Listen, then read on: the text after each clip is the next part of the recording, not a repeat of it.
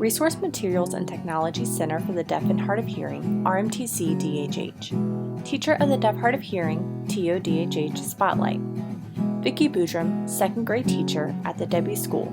Self-advocacy with hearing assistive technology, HAT, and a new environment. RMTC-DHH is proud to present the TO-DHH Spotlight this month, Vicky Boodram. Expanded skills standards related to this lesson. Standard 3.4, maintain, clean, care for, and troubleshoot, own hearing aids, cochlear implants, and/or FM equipment with assistance. Standard 4.2, participate in direct interactions with peers and adults using an appropriate mode of communication in a variety of settings independently.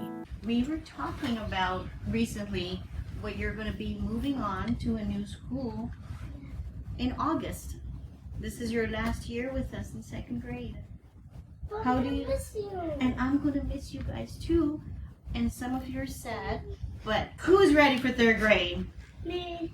Well, this is what we've been preparing you for, and I think you are ready. You're all ready. You're going to love your new school, and you're going to teach them some wonderful things. All the wonderful things you learned here, you're going to take it over there with you, okay? So some of the things that we have learned. What are some things, if you did not hear the speaker, what would you ask or say to that person? The person that you're talking to. What can you say if you don't hear them? Yes, Marsha?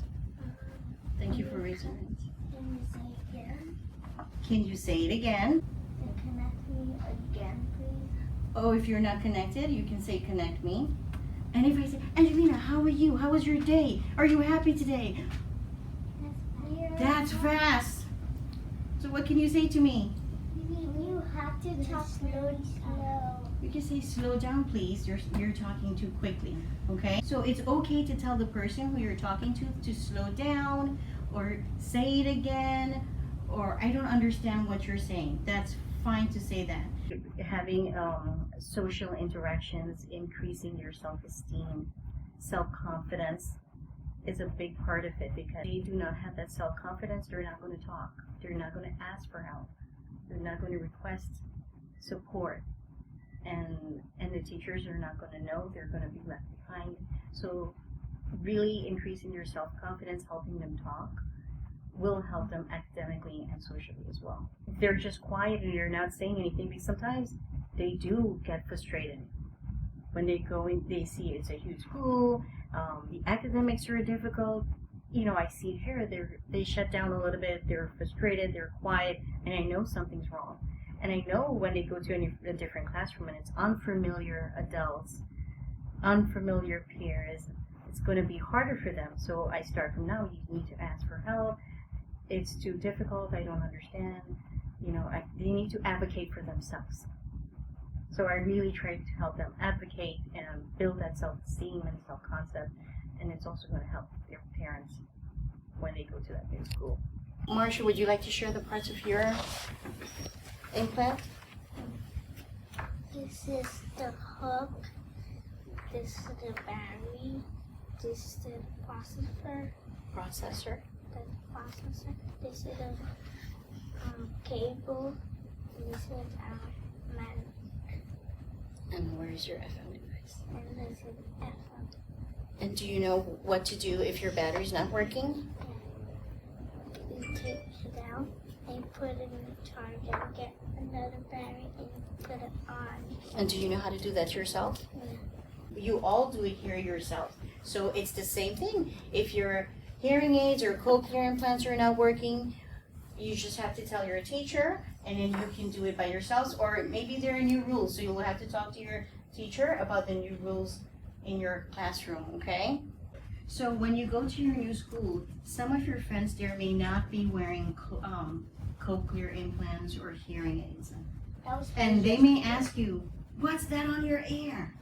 And what would you say to them? We said, that's the unit so we can hear better.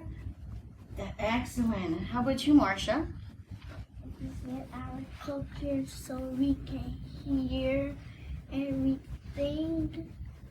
And if you put the FM on and you connect us, we can hear you. When they know that they're capable, they can do it, and really rewarding them and telling them they're doing a great job, and the parents as well, they trust you and they will do more. And the parents will increase their language at school. You want them to take this at home and generalize it, not only in school. We want them to generalize it at home. When they go out to the supermarket and they meet people, we help the parents, okay, well, this is what you can do, what you can say to people who ask about the implants. And then we also teach the kids what they can do and say. It's lifelong skills.